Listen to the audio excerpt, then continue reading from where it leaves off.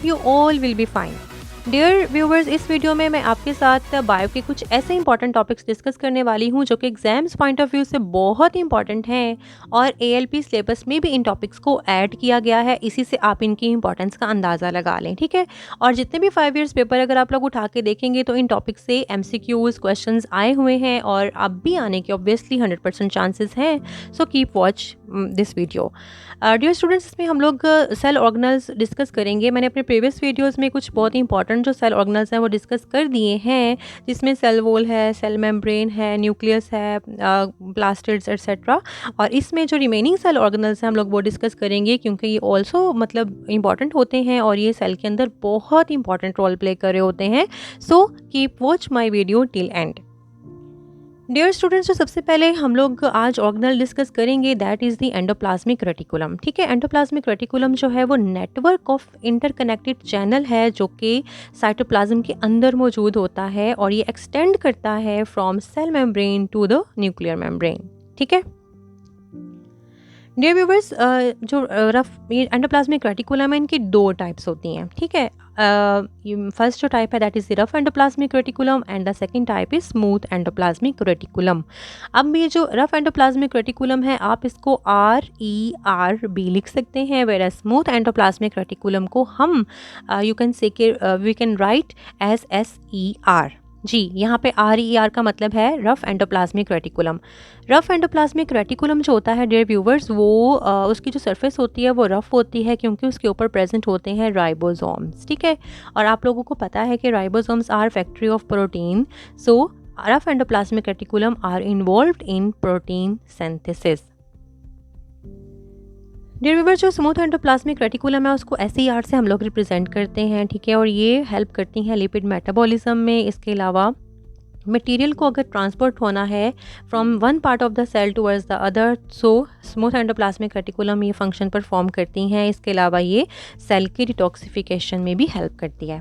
Dear students, इस जो diagram अब आपके सामने है उसमें आप देखें कि रेड कलर एक नेटवर्क आपको एक जो है नज़र आ रहा है, वो एंडोप्लाज्मिक रेटिकुलम है। रेड कलर के जो रोड्स हैं वो राइबोसोम्स को शो करते हैं और ये इसका मतलब हुआ कि ये रफ एंडोप्लाज्मिक रेटिकुलम है, ठीक है। और उसके साथ ही जो एक स्मॉल नेटवर्क है, चैनल है, ट्यूब्यूल्स हैं, वो है स्मूथ एंडोप्लाज्मिक रेटिकुलम क्योंकि उसकी जो सरफेस होती है वो बिल्कुल स्मूथ होती है, ठीक है। डियर व्यूवर्स, अब जो नेक्स्ट हम लोग करेंगे discuss that is the Golgi apparatus, ठीक है। गोल्जी apparatus जो है वो फर्स्ट टाइम कैमिलो गोल्जी ने डिस्कवर किया था सेल में, इसीलिए हम इनको गोल्जी apparatus का नाम देते हैं। गोल्जी apparatus जो होती हैं वो फ्लैटेंड सैक्स होती हैं जिन्हें सिस्टर्नी कहा जाता है और ये एक दूसरे के ऊपर प्रेजेंट होती हैं और उन्हें कलेक्टिवली हम गोल्जी apparatus कहते हैं, ठीक है। और डियर व्यूवर्स, गोल्जी apparatus एक ऐसा सेल ऑर्गेनल है जो कि प्लांट और एनिमल सेल दोनों में पाया जाता है, ठीक है। क्योंकि ये बात आप लोगों ने लाजमी याद रखनी है क्योंकि बहुत से ऑर्गेनल्स ऐसे होते हैं जो सिर्फ एनिमल्स में होते हैं और कुछ ऐसे हैं जो सिर्फ प्लांट्स में होते हैं, ठीक है। So Golgi apparatus is the you can say कि present in both animals as well as in plants, ठीक है।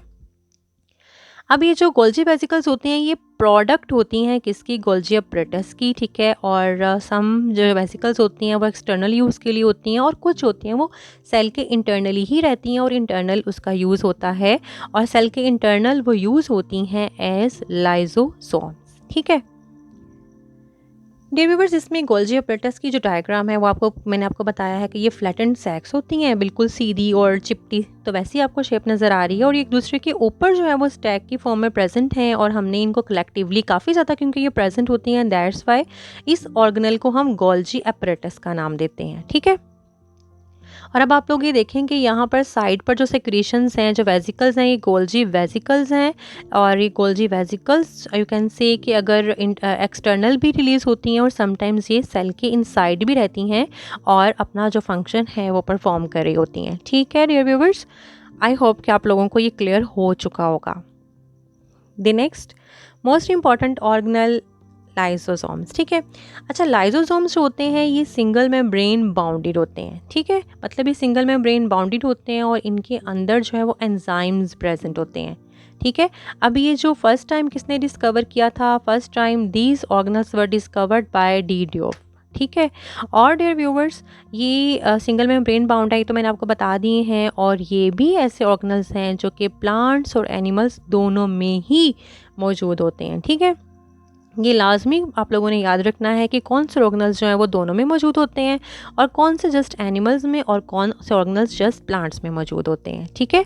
लाइजोसोम्स का जो फंक्शन है वो ये होता है, मैंने अभी आपको कहा कि लाइजोसोम्स जो है वो सिंगल मेम्ब्रेन बाउंडेड ऑर्गेनल्स हैं, और इनके अंदर डाइजेस्टिव एंजाइम्स मौजूद होते हैं जो हेल्प करते हैं कि फूड वैक्यूल के साथ मिलकर फूड की डाइजेशन में, और जो वेस्ट मतलब कॉन्ट्रैक्टाइल वैक्यूल होता है, हम लोग अभी डिस्कस भी करेंगे इसी वीडियो के लास्ट पे, तो जो कॉन्ट्रैक्टाइल वैक्यूल होता है उसके साथ मिलकर वेस्ट मटेरियल को डाइजेस्ट करेंगे, छोटे छोटे पार्टिकल्स में उनको कन्वर्ट करेंगे।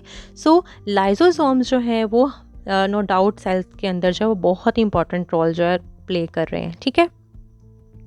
व्यूअर्स, इन ऑर्गेनल्स को याद आप लोगों ने लास्ट में रखना है, क्योंकि ये बहुत ही इंपॉर्टेंट है, एमसीक्यूज और शॉर्ट क्वेश्चंस की फॉर्म में आएंगे जी। व्यूअर्स, इसमें आप लोग देखें कि फूड वैक्यूल के साथ जो लाइजोसोम है वो मिलता है, ठीक है, और लाइजोसोम फूड वैक्यूल के साथ मिलता है, फ्यूज़ हो जाता है और एक मॉलिक्यूल बन जाता है। और जो लाइजोसोम के अंदर डाइजेस्टिव एंजाइम्स होते हैं वो फूड वैक्यूल के अंदर मौजूद फूड के साथ रिएक्ट करेंगे, उसको डाइजेस्ट करेंगे, ठीक है। अब ये आप लोगों को ये वाला टॉपिक तो क्लियर हो गया। Same happens with the waste material. जब भी लाइजोसोम जो है वो किसी कॉन्ट्रैक्टाइल वैक्यूल के साथ इस तरह से फ्यूज़ होता है तो उसके अंदर मौजूद जो एंजाइम्स होते हैं वो उसको डाइजेस्ट करते हैं, ब्रेक डाउन इसकी कर देते हैं, ठीक है। Dear viewers, next is the centrioles. Centrioles ऐसे ऑर्गेनल्स हैं जो कि तमाम एनिमल्स में मौजूद होते हैं, लेकिन तमाम प्लांट्स में मौजूद नहीं होते। ये सिर्फ लोअर प्लांट्स में मौजूद होते हैं, और हायर प्लांट्स में हायर प्लांट्स में सेंट्रियोल्स एब्सेंट होते हैं। ये आप लोगों ने लास्ट में याद रखना है, क्योंकि ये क्वेश्चन पूछा जाता है एमसीक्यूज पॉइंट ऑफ व्यू से, ठीक है, कि जो सेंट्रियोल्स हैं they are present in all animals, lower plants और हायर प्लांट्स, और इस तरह ना। तो आप लोगों ने कहना है कि ये लोअर प्लांट्स में मौजूद होते हैं और एनिमल्स में भी, but not present in the higher plants. जी डियर व्यूअर्स, यहाँ पर आप लोग इसका स्ट्रक्चर देखें। जो सेंट्रियोल का स्ट्रक्चर है वो 9 ट्रिपलेट हैं, 9 ट्रिपलेट ऑफ माइक्रोट्यूब्यूल्स, और जो इनकी केमिकली कंपोजिशन है वो ये कि they are made up of tubulin. 9 triplet of microtubules का मतलब क्या है, ठीक है। ये जो ट्यूब्यूल्स हैं, ये जो सिलेंड्रिकल स्ट्रक्चर है, ये होलो स्ट्रक्चर है, ठीक है। और 9 ट्रिपलेट का मतलब ये कि 9 ग्रुप्स हैं, और हर ग्रुप में 3 माइक्रोट्यूब्यूल से बनी हुई होलो सिलेंड्रिकल्स हैं, ठीक है। आई होप कि आप लोगों को ये पॉइंट क्लियर हो गया होगा, और ये हेल्प करती हैं यू कैन से के सेल डिवीजन के दौरान formation of spindle fibre. Next is vacuole. Vacuole जो है वो सिंगल मेम्ब्रेन बाउंडेड ऑर्गेनल होता है, ठीक है। और यहाँ पर आप देखें कि जो वैक्यूल होता है वो फूड वैक्यूल, जैसे हम लोगों ने पहले पढ़ा है वो भी, और ये कॉन्ट्रैक्टाइल वैक्यूल भी। कॉन्ट्रैक्टाइल वैक्यूल जो होता है वो यूनिसेलुलर ऑर्गेनिजम्स में मौजूड होता है।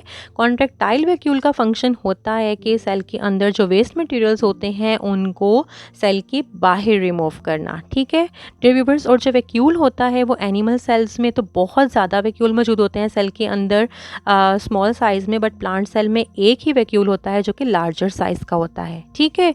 आई होप आज की वीडियो में मैंने काफ़ी कंटेंट को क्लियर करने की कोशिश की है। If you liked it then don't forget to like, share, comment and subscribe my channel. Thank you.